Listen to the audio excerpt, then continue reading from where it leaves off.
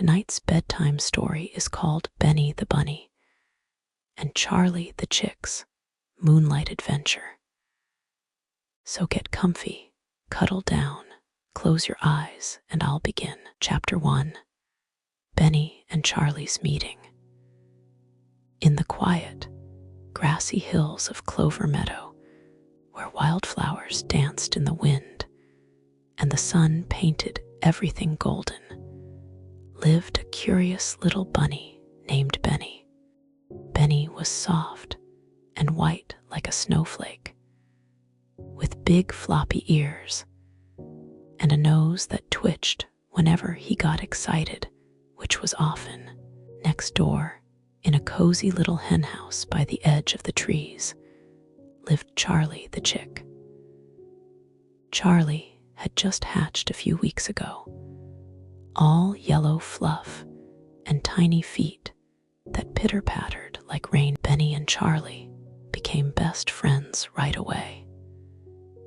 Every morning, they'd meet at the big rock near the stream and spend the day exploring. They'd hop, peep, play tag, and even make daisy chains. But their favorite thing of all was watching the clouds float by, guessing what shapes they could see. One afternoon, as the sun dipped low and the sky turned pink and orange, Benny said, "Charlie, have you ever wondered what the forest looks like at night?" Charlie's eyes went wide. "No one goes into the forest at night. It's dark and spooky." "But what if it's not spooky?" Benny asked. "What if it's magical?" Charlie shivered a little, but curiosity sparkled in his eyes. Magical.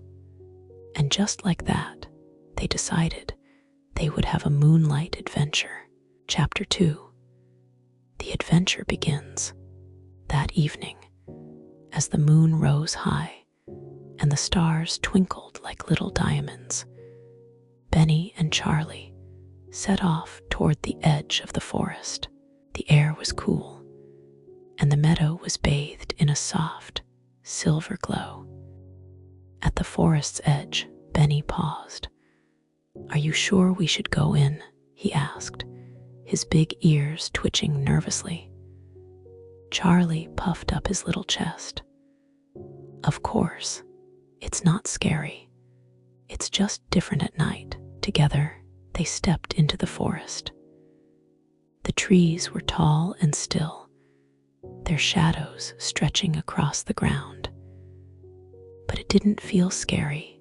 It felt peaceful, almost magical, like the forest was welcoming them.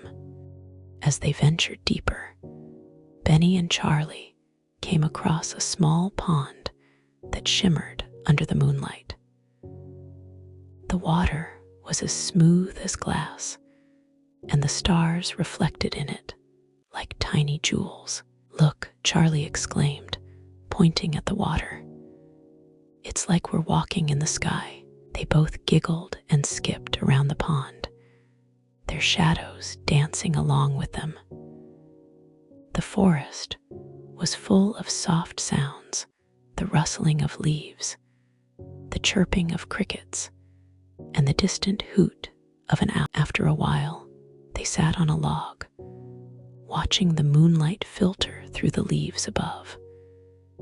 "This is the best adventure ever," Benny said, his eyes sparkling. Charlie nodded. "It's like the forest is alive at night." Chapter 3. The Magical Discovery. As they sat quietly, a soft, rustling sound came from the bushes nearby. Benny's ears perked up. "What's that?" he whispered. Charlie looked a little nervous, but said, "Let's go see." They crept closer to the bushes, their hearts pounding in excitement. Suddenly, a small creature hopped out into the moonlight. It was a tiny, glowing firefly. "Wow," Benny gasped. "It's so bright.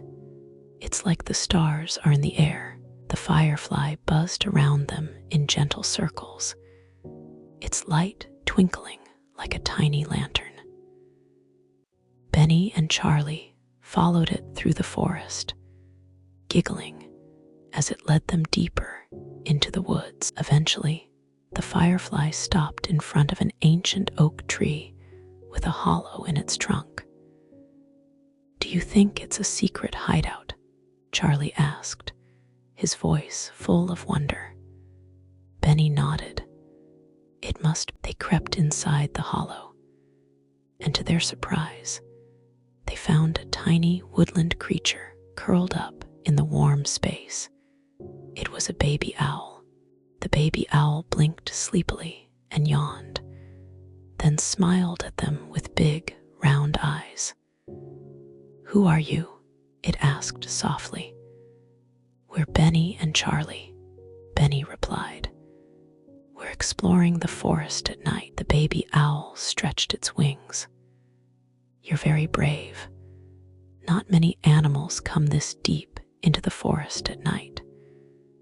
But it's a magical place, full of surprises. You never know what you'll find." Chapter 4: The Return Home.